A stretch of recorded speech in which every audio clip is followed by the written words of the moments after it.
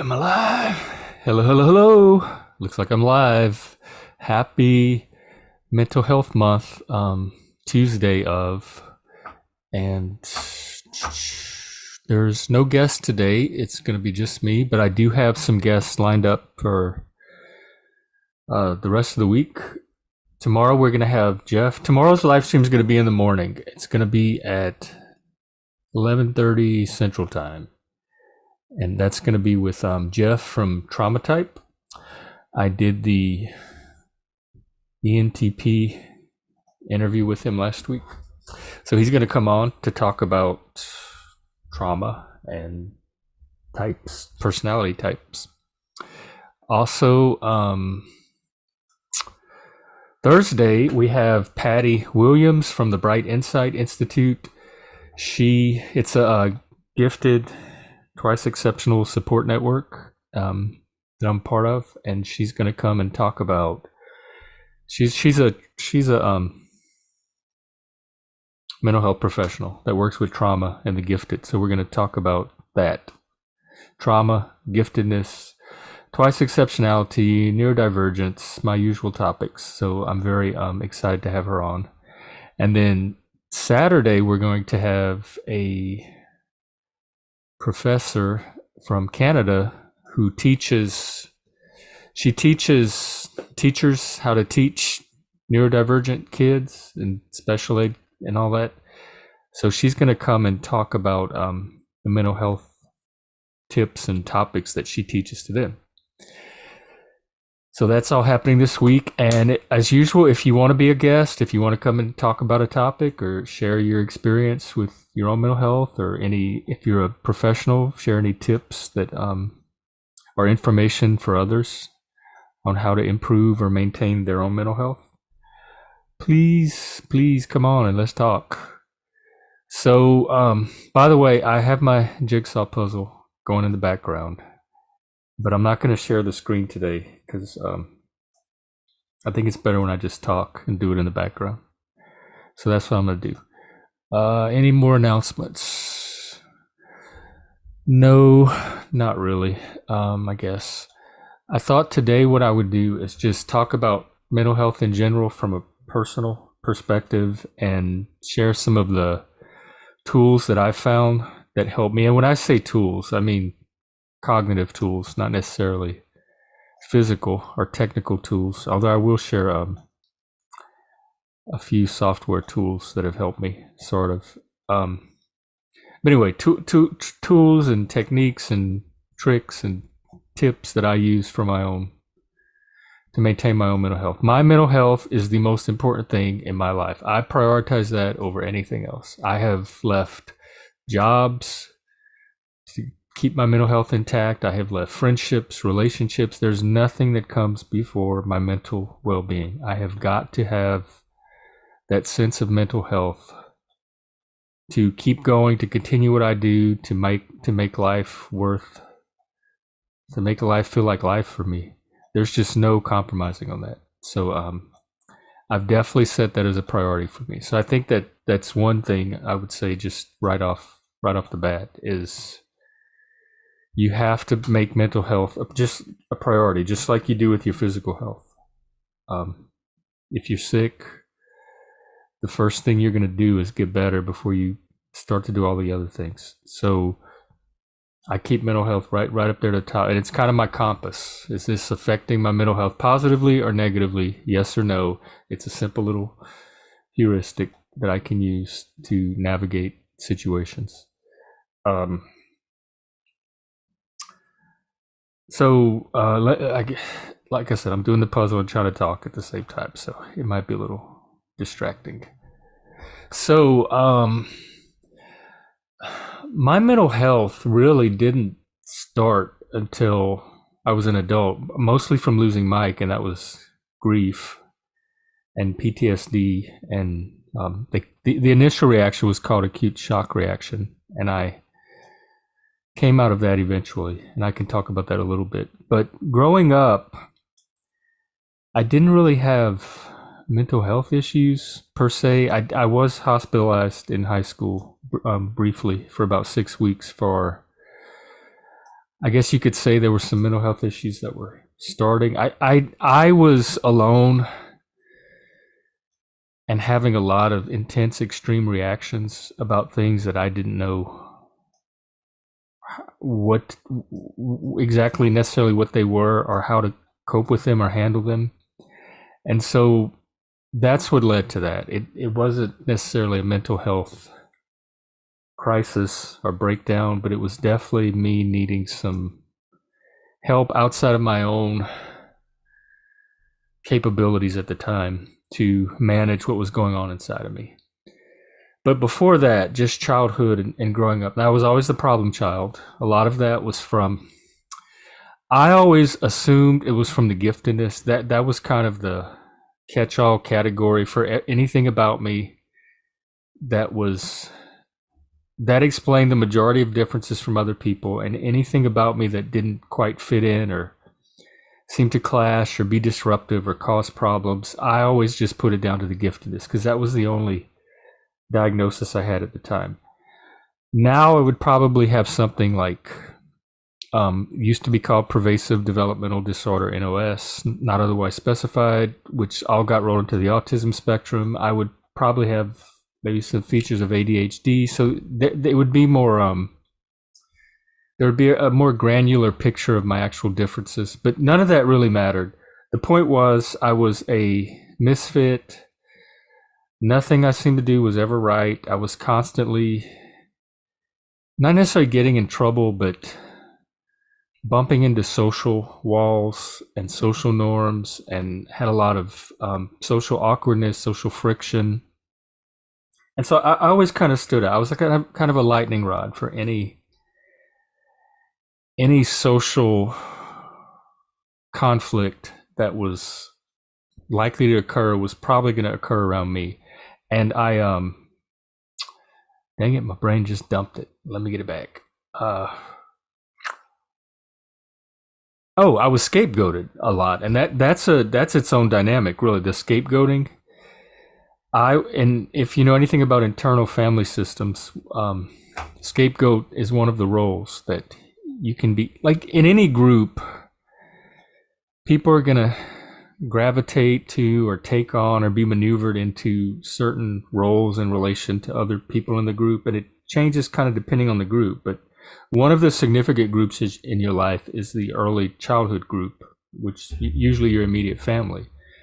And so mine was, I guess the core of it mostly, because my father didn't really play a huge role in my development. He was out of the picture pretty early. Would be my mother and my younger sister, who was a couple of years younger than me. So we were kind of like the core that formed the basic dynamic of my family. And then I had brothers come along after that, and stepbrothers and stepfather, but me and my mom and my sister were kind of the foundation of our family dynamic. And I was always I was one boy against two girls. I was always throwing the role of the scapegoat.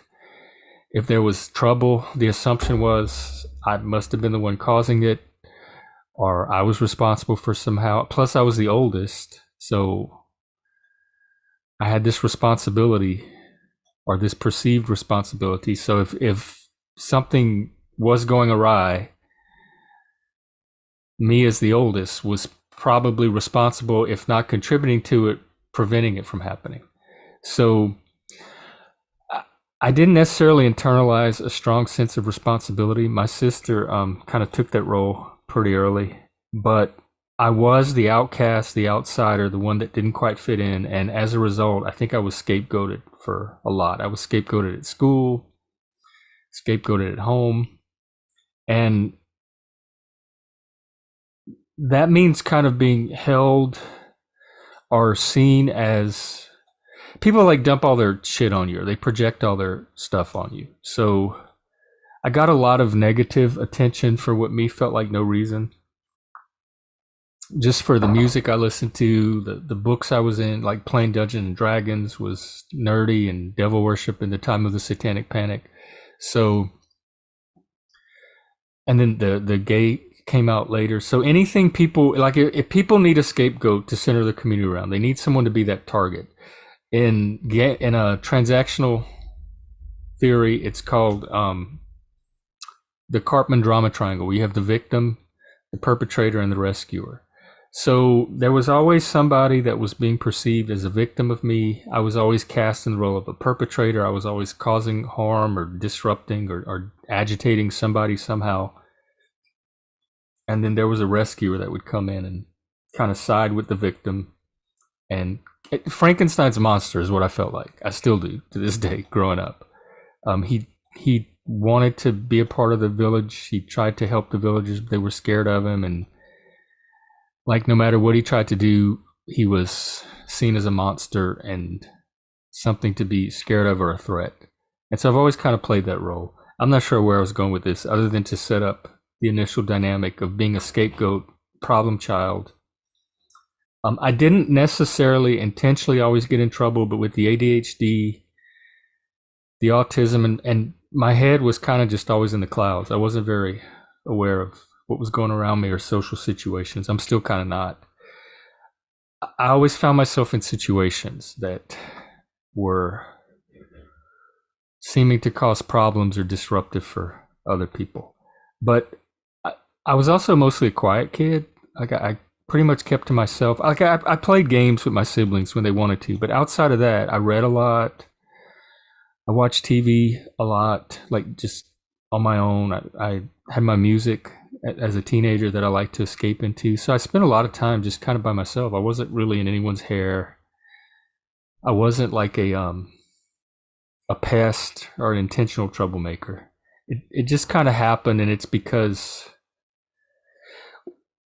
what it seems like to me is whatever role you get cast in is in childhood.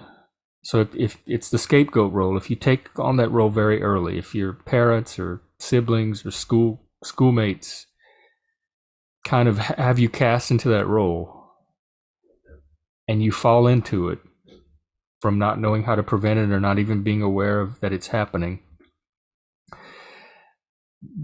that creates a vulnerability in you that later in life people can sense, or they know that that's the role that you like, that gets communicated somehow, and then you become the scapegoat, or you begin to play that same role for strangers in your adult life, for coworkers, for your friend group, your adult friend group, for in college. And so whether there was something attractive about me as a child that made me the scapegoat, and that pattern got perpetuated as an adult, or whether I was kind of socialized into that role despite anything about me in particular, and then also that got carried over into adulthood, it doesn't really matter. The experience is the same.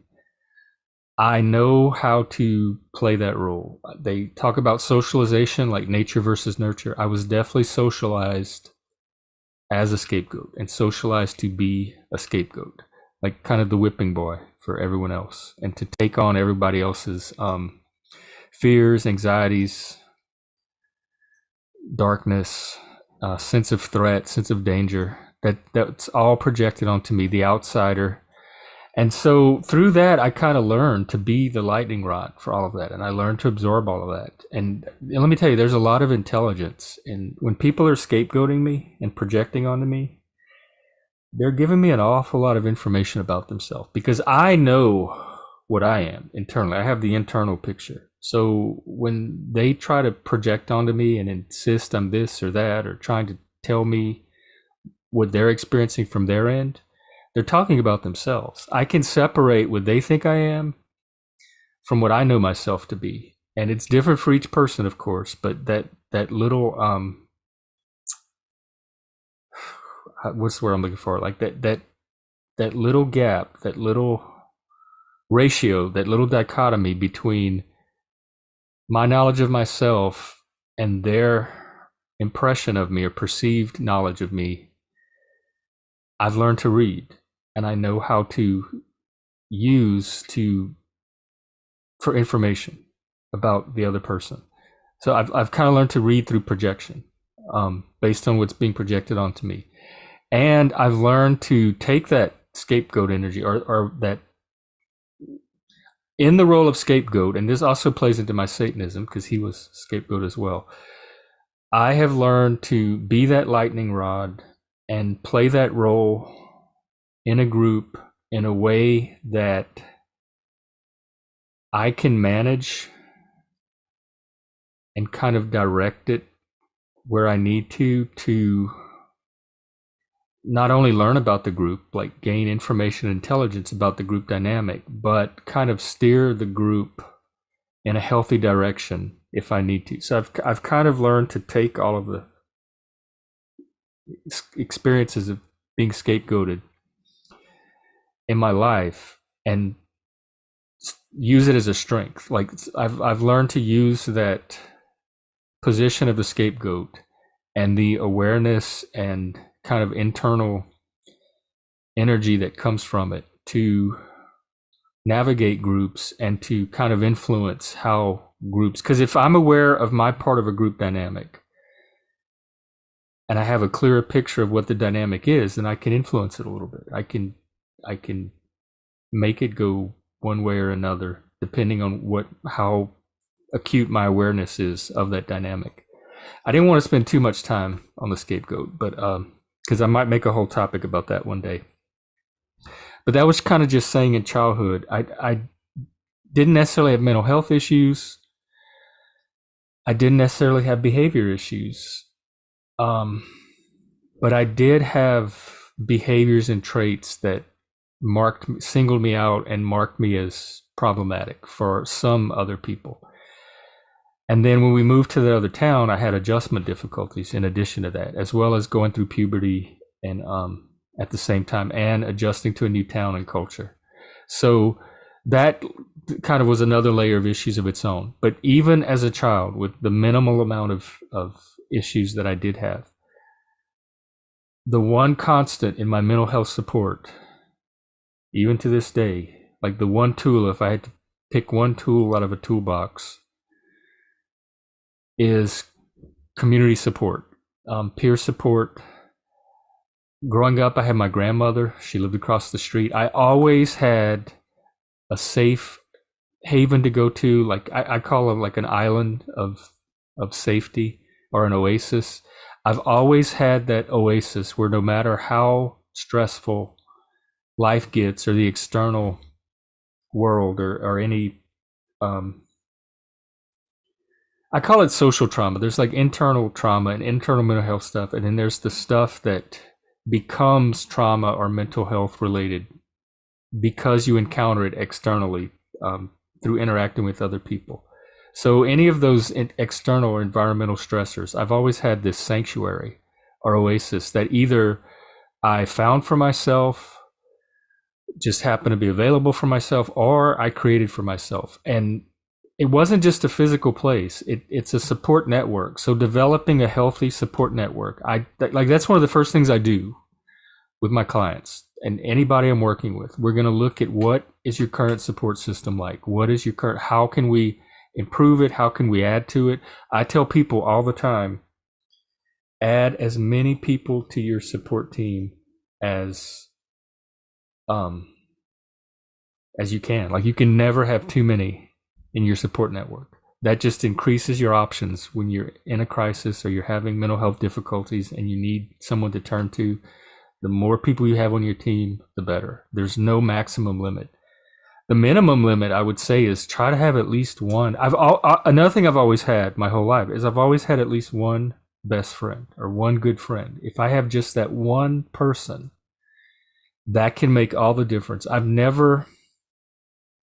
I've rarely had the experience of being completely alone and isolated in my own mental health struggles. I've always had at least some person, a school teacher, a guidance counselor, a friend, a professor, somebody, a coworker, a peer that I could reach out to when I need to and turn to for support. And support for me usually takes the form, because I'm an extrovert and I learn through processing out loud. That's how I access the wisdom and insight into a situation that I don't always know I have until I start talking about it. It usually involves me processing out loud with another human being.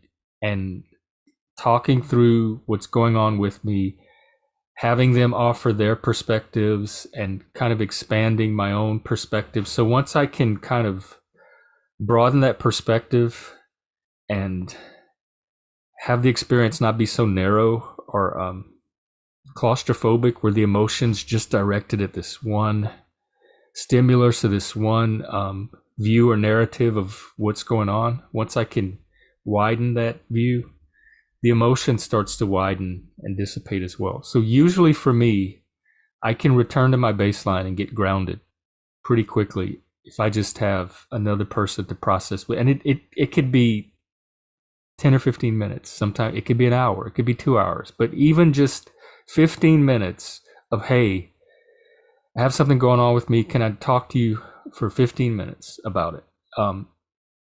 That's like a valve that releases the stress, gives me some kind of practical resolution to the situation and some kind of path forward that I may not have seen in the moment when those emotions are that raw and intense. So support system,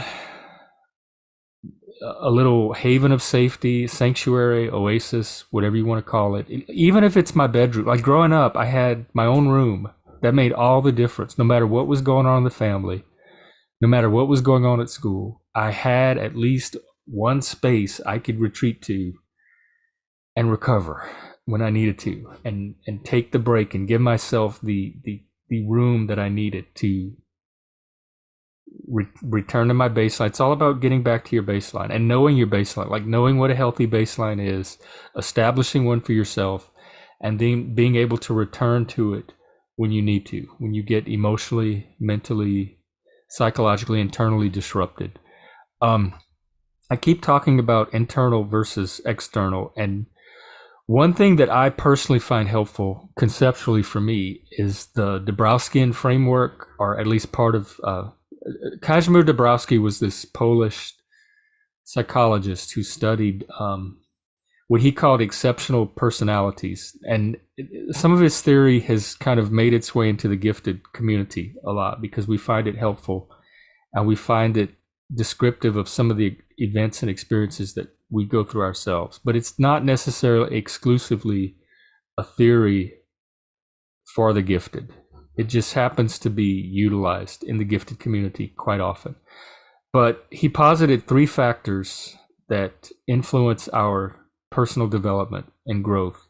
The first one he called the first factor, and that's all of your biological factors, your genetics, your biological drives, your emotions, like the raw emotion itself, your thoughts that arise spontaneously, anything physiological. If you have ADHD, autism, that would all be first factor. Your mental health conditions that are physiological, that are innate or acquired but become physiological, like PTSD, the actual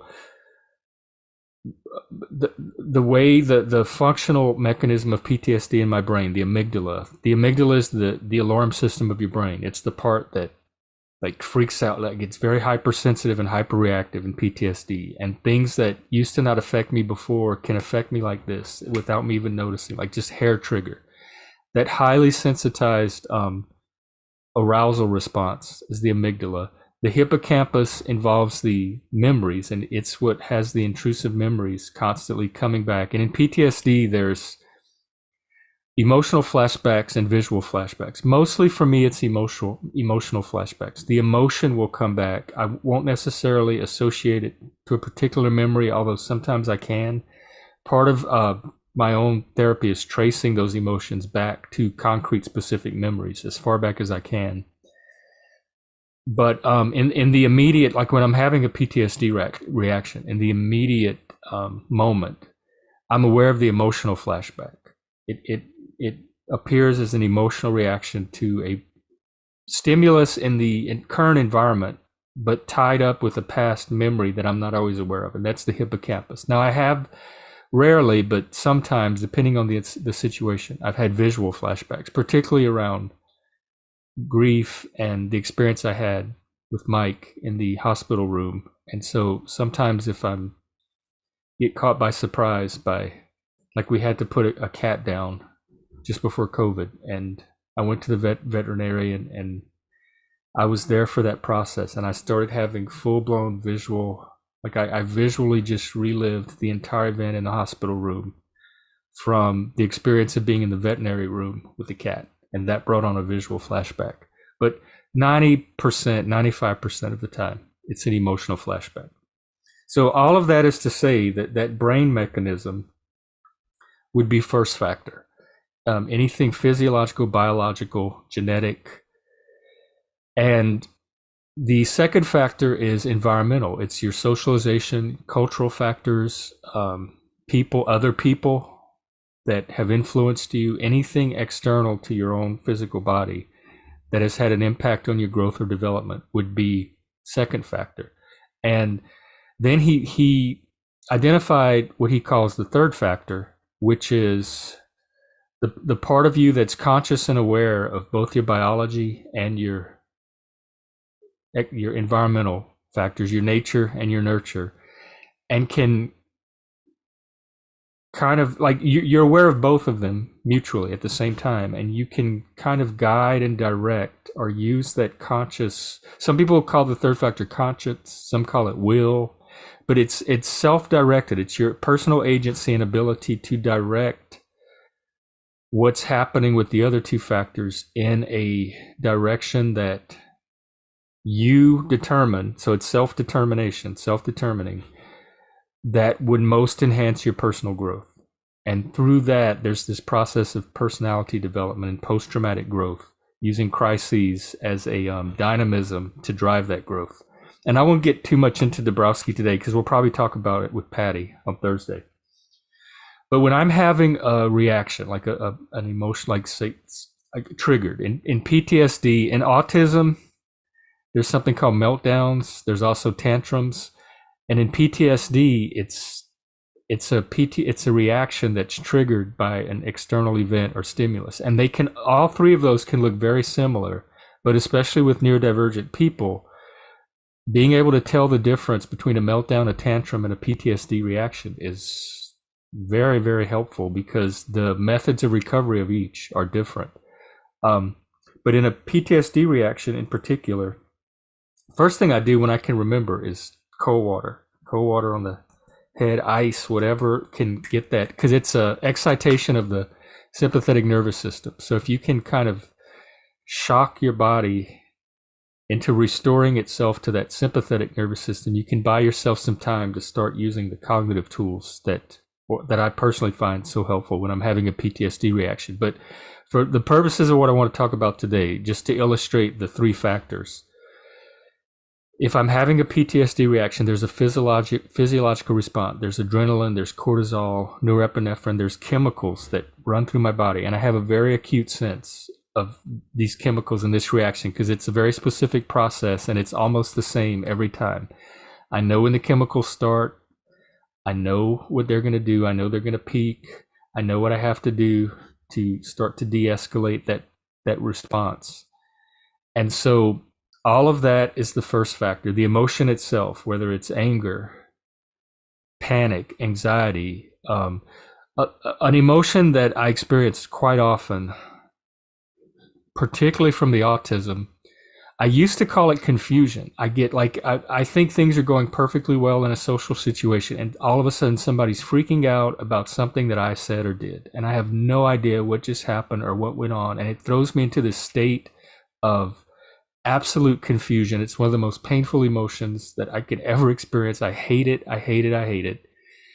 And that emotional feeling of confusion is a physiological response. But then I had a mentor one time frame it for me or break it down for me as that what I'm calling confusion is actually a combination of two emotional responses: frustration and disappointment. And so when I learned to break it down into those two separate emotions, it kind of gave me even more like a fine-grained view of that emotion.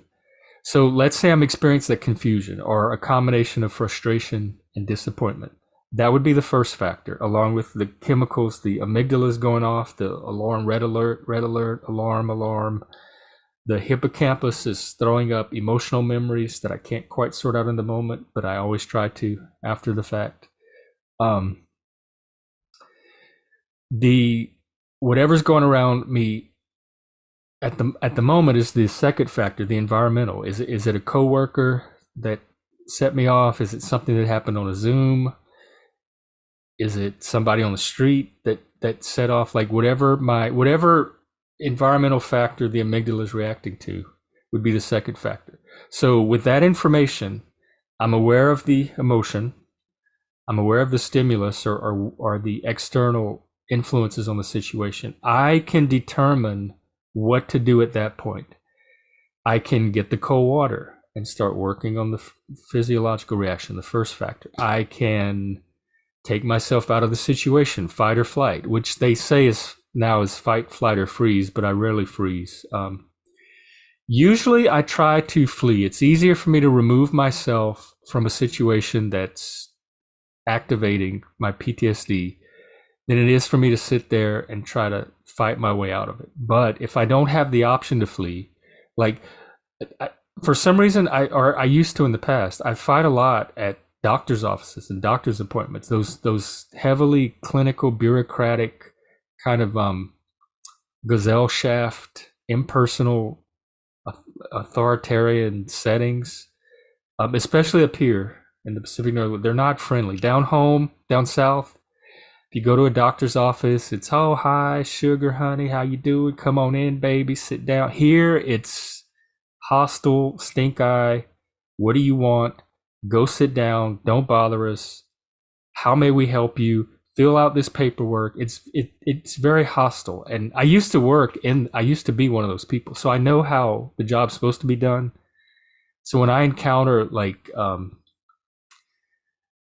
staff at the medical office acting this way, it throws me every time. And I even carry a little card around that I show them that if I start to have a reaction, that I have PTSD, autism, and this is what's going on, don't panic.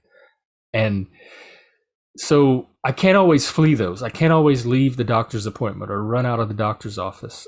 So a lot of times it will escalate, or it used to before I've learned better techniques to manage it. It would escalate, and I would end up fighting with the staff or fighting with the nurse or fighting with the doctor. And nothing medical related. It's all culture and personality and activating that frustration and confusion response in me. So those are some things I can do at the second factor. If it's happening with a trusted friend, I could perhaps share what's going on with me. Like I've done that many times. Like, I'm having a reaction right now, and here's what's going on, and here's why I think I'm having it, and we can talk it out. So there's several things you can do with either factor. I personally find, especially with the neurodivergence, the autism, the ADHD, there's very little I can do with the biological stuff itself. I can't change my brain. I can't make it be a different way. I don't use medication for any of it. I can't do anything. I can do the cold water and try to get that that PTSD response down. But outside of that, there's very little control I have over the biological part of it. I find it much easier to control my environmental factor by being very selective about the environments that I place myself in or expose myself to. I try to find and or create, and I've done some episodes on community building and how to create healthy communities. I try to create healthy environments where the likelihood of having that reaction in the first place is minimal. And if it does happen, it's around trusted people that I can talk about and process it with. So kind of, I can control my external environment a lot better. I have much more control and influence over that than I do over my body and my genetics and my chemistry and the PTSD brain.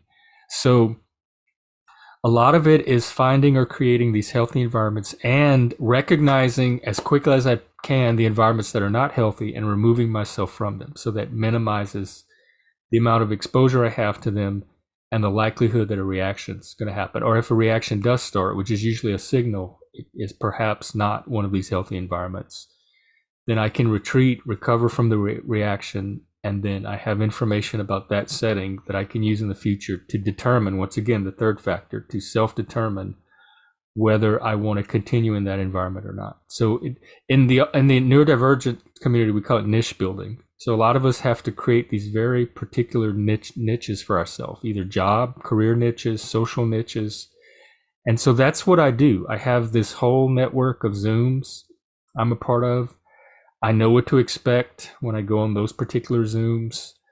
I know they're kind of these oases that I was talking about earlier, where their understanding of neurodivergence, their understanding of mental health and PTSD. So if reaction does happen, I have the support to recover from it and to work through it. The men's group that I run is one of those places. The Gifted Twice Exceptional group that I'm a part of is another. Pretty much any of my Zooms are going to be like that because I know how to create and hold that kind of space. So that, from an intrapersonal level, that is probably my primary tool for maintaining my mental health currently, is being aware of the two factors at work and using that third factor to coordinate between the two and navigate the situation. And it's different each time. Sometimes I might just need a nap. That's first factor. If it's I've been tired, my blood sugar's dropping, I haven't eaten, and that's contributing to the reaction, I can eat, I can get some rest. That will help that first factor. Sometimes it's not always environmental. Sometimes it's a combination. Sometimes I need to eat and get away from the person in front of me. So just kind of evaluating the two factors each time and using my third factor to figure out how to navigate the situation using the other two factors helps a lot. And accessing that support system, that support network, calling a friend, getting on a Zoom. If usually I'm pretty much on Zooms almost every day. So if I know that there's a Zoom coming up in a few hours, I can usually save it until then and okay, I'll talk about this on the Zoom later this evening. So, but I've had to create that for myself. So if you don't have that already, beginning to create a healthy support network for yourself, even if it's virtual, even if it's online, I'd say is a good foundation for building positive mental health outcomes for the future on.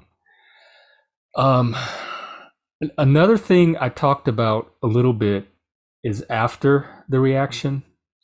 Like I talked about the memory, like tracing the memory. I have a lot of techniques I've kind of developed for myself. I have a timeline. In fact, I can kind of show you a little bit. Let me share my screen. There's my new puzzle, by the way. I made an Excel spreadsheet. Like this is my starting life, and each place I lived is color coded. It shows when people came into my life. I have dates here, but I blocked them out for the purposes of this. We moved to a new town, significant moments in my life. So I kind of have a whole timeline, and I can I have notes and stuff that I made. And the good thing about Excel, or this is Google Sheets, you can add notes to a cell, insert note. You can insert images, you can insert links to websites, or another thing I use is the Google Map. These are all the places I've either lived or they have significant meaning for me. You'll notice a lot of them are in Louisiana. Some of my travels, I live in Vegas. This is all my places up here. So it's a combination of events and places that I've archived using Google products, really. Google Maps, Google Sheets. This is when I met Mike. So this is Vegas, and then this was when I lost Mike, and then I ended up New Orleans is purple, then I come to Seattle. So having that timeline and kind of that visual image, which is what the map is for, helps me I have a naturally autobiographical memory. I pretty much remember everything that's happened to me since I was a kid. If it made an impression on my brain, it's gonna stick in my memory. So I don't have a difficult time going through when I'm having an emotional reaction and tracing it back to a past memory. The further back you can trace the memory, the better picture you're going to have of that particular reaction. Sometimes I can trace it back maybe 10 years, maybe something that happened when I first got to Seattle, or maybe something I remember happening in Vegas. And so that's okay. If I can trace it back to a memory in Vegas, that's good. I can still work with that to try to understand the reaction. But then there's probably a memory even beyond that. And if I'm able to trace it back to, usually they start in childhood and they build from there. It's like a web of memories. And what I do is I trace it back to as originary an experience as I can. And I have the ability to kind of go into a memory and relive it and expand it. And I've always had that. But some tools I use is photographs. I have an entire chronology of music, like what music I was listening to at what point in my life, so I can pull up a song or a favorite album from that exact month that the memory was happening and kind of use the music to take me back to that time. One thing I also do, because I like jigsaw puzzles so much, the program, that Jigsaw Explorer that I use, lets you upload your own photos and make jigsaws out of your own photographs. So I've uploaded photos from my past and from my childhood, and I can make a jigsaw of it. And while I'm working on the jigsaw of the photo, I get to work with the memory, and more of the memory will come back. And it's kind of understanding the memory from an adult perspective, or a perspective further, more forward in time than when the memory happened, because then you have additional insight and wisdom that's accumulated since the initial memory. So the emotional reaction is still set at the same level that it was when you had the original memory, but you can go back using your adult insight into that same memory and start to understand. And as I mentioned earlier, and this is another tool that really helps me, when I'm having an emotional reaction, it's usually a reaction to a very limited partial data set that appears to be the full picture in the moment. And I'm aware of this intellectually, but my emotional brain isn't always, and it's still reacting. It's still like fighting or fleeing or whatever it's doing. Usually with me, it's aggression. Sometimes it's rarely fear or avoidance. I don't have a strong fear response or even anxiety. Usually it's I want to fight or confront whatever's causing the emotion, but sometimes it's despair maybe, or dread, or lack of confidence or lack of faith that I have the ability to face this particular situation or trigger, and therefore I do kind of want to retreat and fall back into myself. But that's much more rare than the more aggressive confrontational type of reaction. Because I mean, I'm ready to fight. I'm ready to get over with. I don't waste a lot of time on games or bullshit. If we're gonna have conflict, let's do it. Let's get the gloves on. Let's go in the Thunderdome ring together, and let's get it out. Usually, what I like to do with conflict is I don't avoid it. I don't try to. I don't do anything with it. I let it be what it is.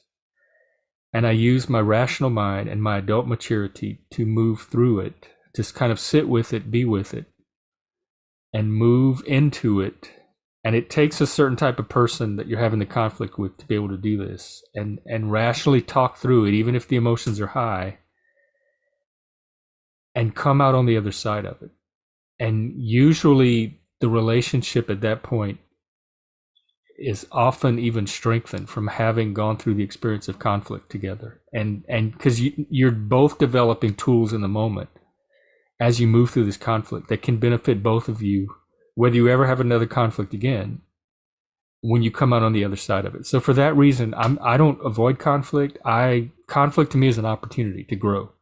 And so I tend to use conflict and try to move through it in as healthy a way as I possibly can. And I usually am pretty good at it. I'm usually pretty successful. If I see that I'm not going to be, I can always end the conflict and say, let's just revisit this another day when we're in a better state emotionally, or I can choose to retreat from it and figure out another strategy in the future.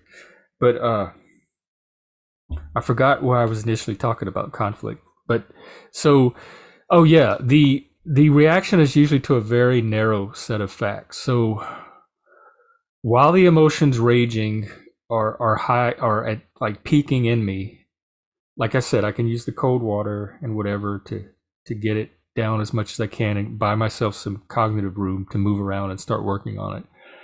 But while it's intense, let's say, I can one thing I do is I start to look more closely at the situation and try to find additional facts. Like, okay, you're reacting to this and this happened, and yes, that pissed you off and that was valid.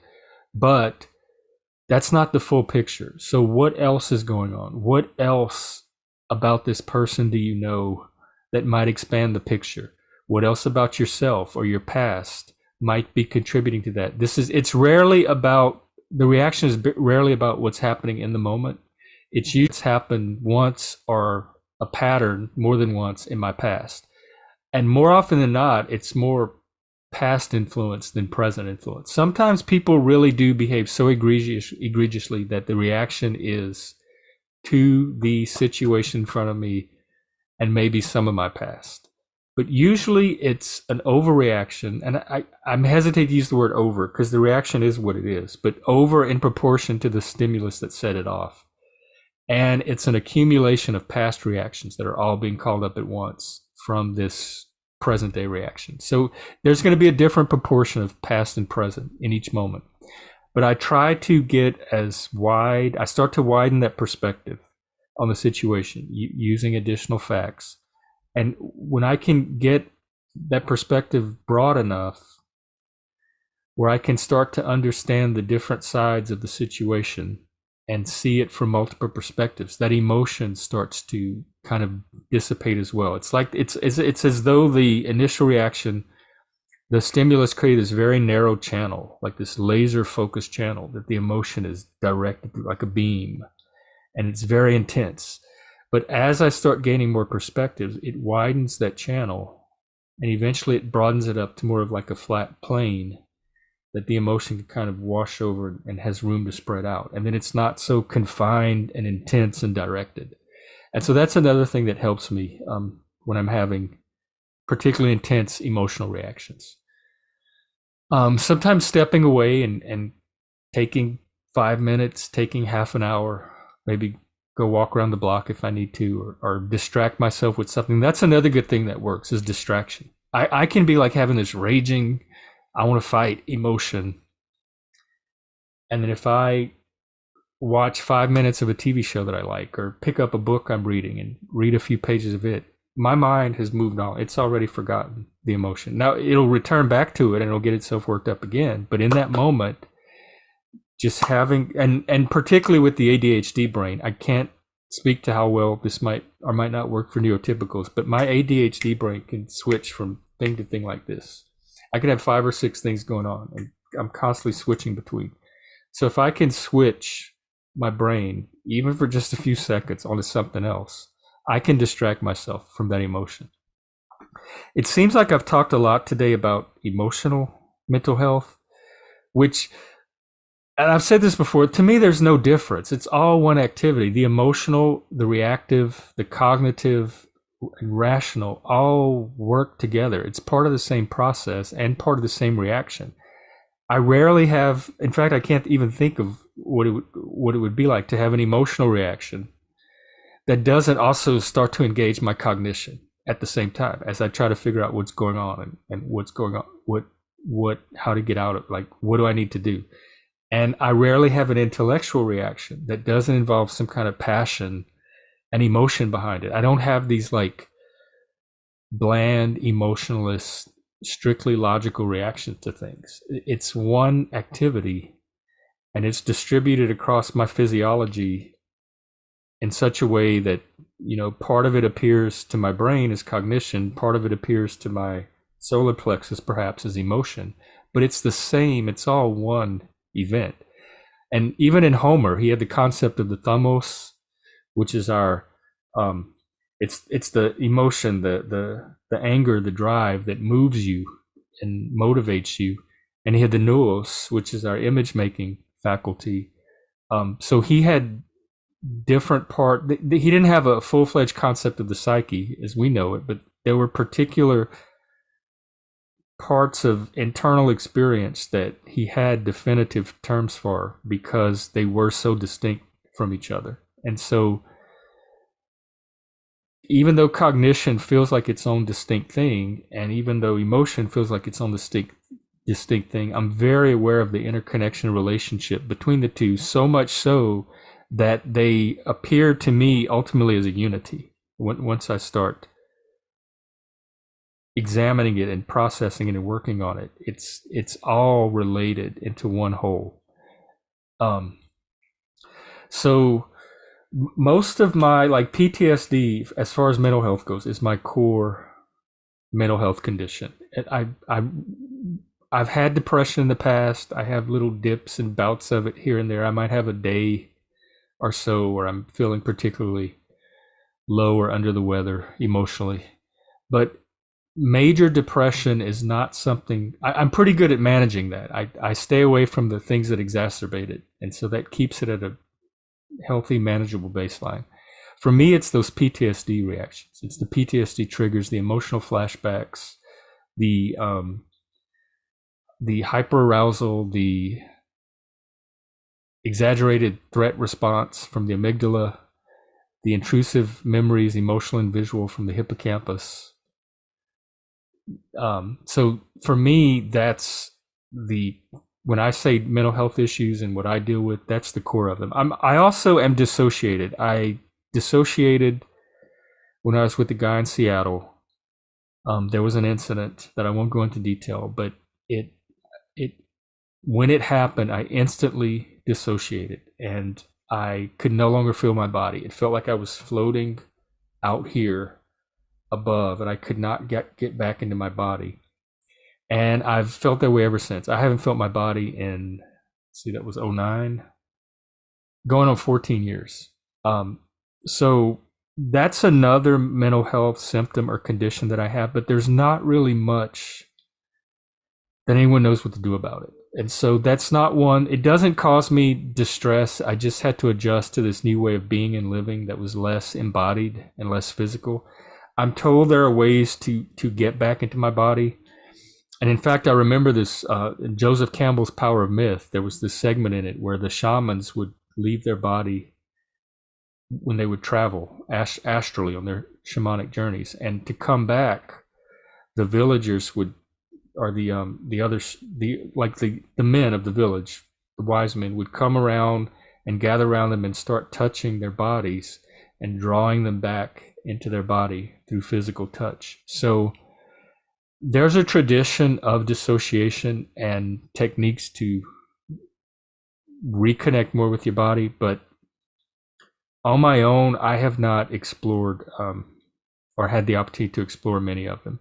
So I've just kind of lived with the dissociation for the last 14 years, and it's not something I have to use mental health techniques on, although there are probably some out there that I could try to use in the future if I really wanted to get back into my body that badly. And it's all trauma based. There's a trauma memory that keeps me from going back to the point where I did feel my body. And it's to protect me from what happened with this guy. So I won't say much more about that. And we are coming up on about an hour. I feel like I've talked a lot and barely scratched the surface. Let me see if check some notes maybe and see if there's any last little thing I want to mention. The best thing you can do right now, if you're having mental health issues, other than finding a quality therapist, which is another topic to talk about, finding a therapist is not just calling a therapist and making an appointment and showing up. It's finding the right therapist. You have to know your needs as a person. If you're neurodivergent, autistic, ADHD, you're going to want a therapist that's experienced with that or giftedness. If you're a female, you might want, and your mental health trauma is, or I say trauma because I assume so much of it is, but if your mental health issues are maybe related around things that are specifically female, you might want a female therapist. I definitely need a male therapist. I have so many issues with women and working with women. So it helps me to have a male therapist that's competent with ADHD, autism, and gifted. They pretty much have to be gifted themselves. So it's finding the right therapist. So knowing what your needs are as a person and knowing what your therapeutic goals are. What are you going to therapy for? What do you hope to accomplish through therapy? What do you want this person to help you do for yourself? And so being clear about that and then shopping around. It's like dating. You have to try out different therapists. Sometimes it takes maybe a month or two of working with them to discover if they're like, then you realize, oh, they're not the right one for me. This is not helping me.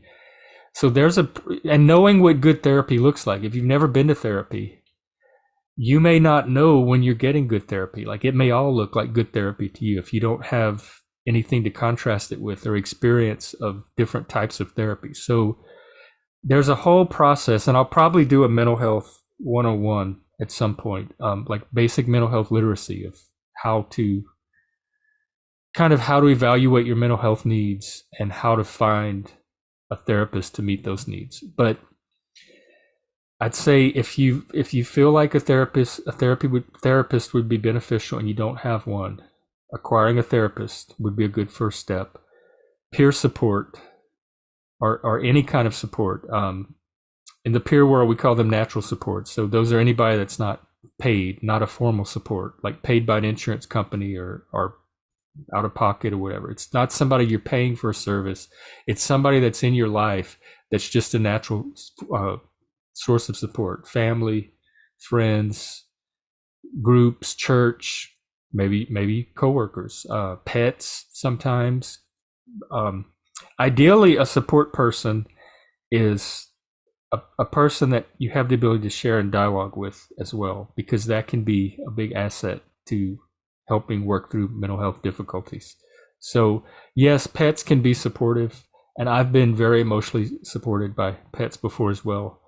But don't substitute humans for pets. Like still try to find you some humans. Like start building that human support network. If you don't have local options, there are online options. We have Zooms. We have a support network for gifted, twice exceptional, autistic, ADHD people. I have one for male support. I'm sure there's some out there for women, for other types of support. So whatever your support needs are, whatever communities or groups you feel like you would best get support from, start exploring those. You can build them yourself. You can host your own Zooms or form something like a Facebook group or some kind of online little network and just kind of all agree to reach out, like help each other when someone reaches out for support. And support can be as simple as listening. There's so much power in just listening. Are listening and just sharing from the heart, like just sharing some feedback or sharing a different perspective or helping someone process. Sometimes I just need someone to listen so that I can process. They don't really need to do anything, but be that ear for me to listen and kind of respond and help me talk through my particular issue at the time. So intrapersonal awareness, start being aware of what is, in my case it's trauma, but what is triggering a particular mental health symptom, becoming aware of the physiological components of it, the environmental or like social components of it, external components, let's say, which usually turn out to be interpersonal. I'm very rarely triggered by a tree or a rock or something inanimate. It's usually interpersonal trigger. I call it social. Most of my trauma is social trauma. It's the living on this planet with other humans and the the things we do to each other in that process of trying to all get our needs met. Schopenhauer talks about the hedgehogs, and like we're all this group of hedgehogs or porcupines, and we all have to adjust to each other's quills. We're all trying to find our space in the little hedgehog pile. So a lot of it is just the friction that comes from being human and sharing the planet with other humans, even if it's family, loved ones, relationships, whatever. There's always the potential for disappointment, frustration. A lot of trauma comes from a sense of betrayal. Um, we're all vulnerable to that just as being human. So having there's strength we can get from each other as well, like support. And so I guess I don't know where I'm going with this. I lost the thread. But anyway, we have I personally have Zooms. You can reach out to me and Primalhex, PRIMALHEX at gmail.com, or same name on Twitter. It's also my YouTube handle. So you can email me or find me on Twitter. I can help you find resources. If you want to create a support group for yourself or create a Zoom for yourself, I can help you learn to do that. We have a men's one and a gifted twice exceptional one. And we have Discords for each of them that you're welcome to join. So you can contact me for an invitation. I think I will wrap it up here today. Tomorrow morning at 11:30 Central, we have Jeff from Traumatype. And then Thursday at 3 p.m. Central, we're going to talk with Patty from Bright Insight Institute, more about the Dabrowski theory of positive disintegration I mentioned today, and giftedness and some of the neurodivergent needs around trauma. So I look forward to seeing you then, and I hope you got something out of this. And I'll see you tomorrow morning when we talk with Jeff. Have a good rest of